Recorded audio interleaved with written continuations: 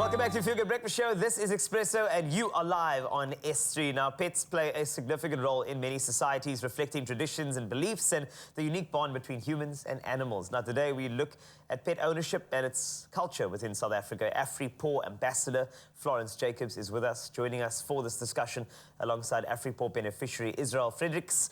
And we welcome both of you to your Feel Good Breakfast Show. It is so good to see you. You look awake and ready to go in the morning for our pets because, I mean, I love discussions about animals as well. And, you know, we're looking forward to finding out the cultural connections to actually, you know, being with a pet in our respective homes because they were different to all sorts of cultures as we grew up, right? I remember you just being younger, like, pets for us weren't about just that affection, but it was more like a security system. That's correct. Honestly, like the dogs outside in the yard would tell you when someone's in the road because you'd hear them, and then you'd hear the neighbors one down the road, you know, okay, someone's coming. That's why I use it. Yeah. What's your relationship like with pets? I mean, how was ownership and having pets as you grew up even sort of presented to you, Florence?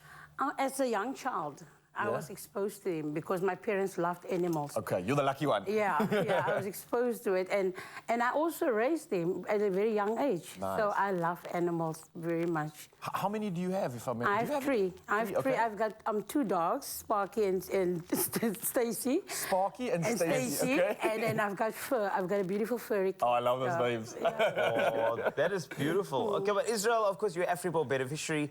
Yes. You love animals, I mean, now. I mean, the way you grew up with regard to animals, what do animals represent as you grew up versus what they are to you now? Man, to tell the honest truth, not just now, it's always been. Okay. It's always been. My mom and my dad actually exposed me to, you know, the most common pets which we normally have in the house. Yes. Cats and dogs. And that's just never ever left me.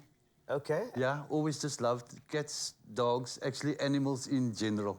And you know, you don't even have to explain yourself. Everyone understands why. No, how many animals do you have? I've got one dog. Yes. He actually adopted me. And That's so true. And then I got 5 cats. Okay, Only nice. 5? 5. Wow, so you're being Okay. well looked after. Florence, maybe I can dive a bit deeper into this question. And this is something that I really want to, like, sort of get more insight into because I was blown away when I saw what my friends were doing with their animals, the tricks and the stuff, obstacles. I was like, what's going on? Yeah. My culture, it wasn't like that. It was very different. What was yours like growing up? Your cultural beliefs in animals, the way cultures kind of represent what animals are about. What was that experience like for you? What was your culture, more or less, understanding animals to be?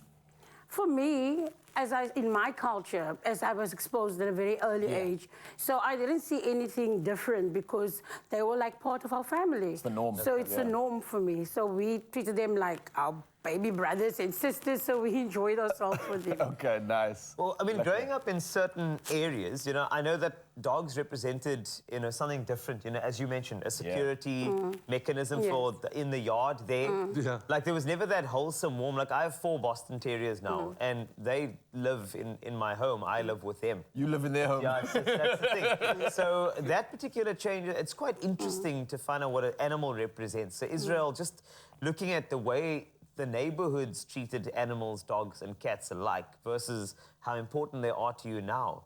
You know, what type of shift do you think is happening with people now? And how do we bring about a bit more change and respect for animals in the communities?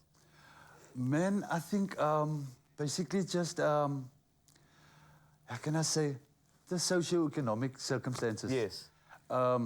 Differs, you know, from area to area. Yeah. So I think people feel differently about pets in different areas and with the socio-economic circumstances. Yeah. So like people in my area, like you said, will be more into dogs for a security mechanism and things like that.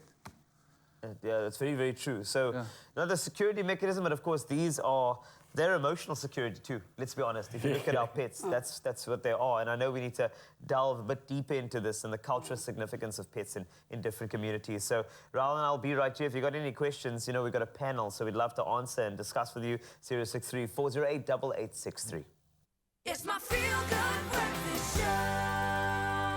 Yes, Mzansi, welcome back. It's your Feel Good Breakfast Show, and let's keep the show going on the road because I love the road we're on. I love this conversation, and I think you need to pay attention to this. We're going to continue our conversation with AfriPaw Ambassador Florence Jacobs and AfriPaw beneficiary Israel Fredericks.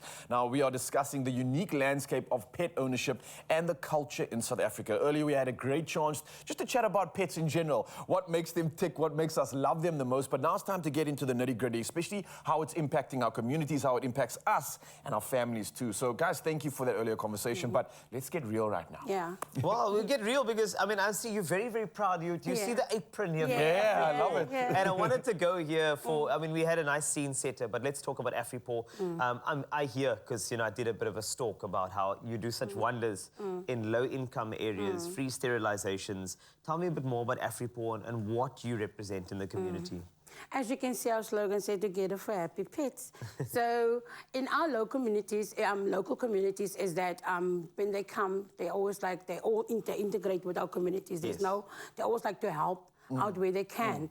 So, what we also do, we have our pets clinic every second Saturday in a month, which is free for our community. So then we can guide them and show them how to better take care of the animals. Yeah, wonderful. One thing about that actually blew my mind away. I had an opportunity to go and just take part and witness this thing. Yes. Wow, there are a lot of pets out there. Yeah. I did not know how many animals and how many pets people have in the community. It blows my mind, and I hope it's for the right reasons of companionship. But Israel, maybe you can explain this to me. You've been a part of this treatment. You've been a part of these pop-up events as well. How's this impacted how you are seeing pets, how you see pets in the community, and that relationship that people have with them at the moment?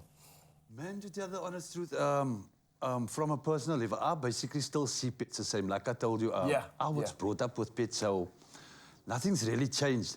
But within the community and with AfriPaw, you know, and the people's exposure to AfriPaw and them being able to go to a clinic, to be able to provide for their pets and things, it's changed things greatly for the community, I would say. Yeah, because people have become more, I would say, caring. Yeah. I like that. They know they have a place that they can go to. Yeah. And get all the services that you would normally pay for free. And that's the thing, because these things are quite expensive, right? Yes, it's not it cheap is. to look after this animal. And then I don't think a lot of people realize when they take this on, they think about the love and the affection, but they forget about the cost. And I think that's exactly what makes a big difference here. Yes, it does. Nice. So when it comes to these communities and the socioeconomics, you were mentioning this earlier, Israel, every other community, every culture has a way of dealing with pets and animals. Now, how does AfriPaw help us humans understand animals a bit better, especially in the communities where, as we said earlier, they represent an alarm system. They are just at the back there. You kind of don't really have to feed them as long as they bark and tell you that there's danger. How do you change that perception as AfriPaw? What we do, we guide them and we teach them how to take care of the pets. And then what we also do, as they come to our pets clinics, we will show them and tell them how to better treat them. And then what we also do, we also assist where we can. Because when they come to our pets clinic, they get free service, they get even free food. So we know that sometimes with the socioeconomics is that some people are unemployed. So we do assist where we can. Oh, wow. I can't be more grateful for what you're doing. Thank you so much for all the work you're putting into this, Florence. And obviously, Israel, thank you for sharing just a bit of your insight. I think this is an important conversation that we must have, especially when it comes to the cultural norms and the differences in our pets and what they mean to us. And maybe for you, Mzansi, as well, it's an opportunity for you to realize that you don't need to let your pet suffer too. There are incredible initiatives like this out there in your communities too. So your pet doesn't need to suffer. They are there to love you and provide that love. So you should do the same for them and put them on that pedestal. And I can't be grateful for people like this. So Florence, Israel, thank you so much for this conversation. And we'll carry on with the pet loving in just a bit, but Zoe's got something for us right now.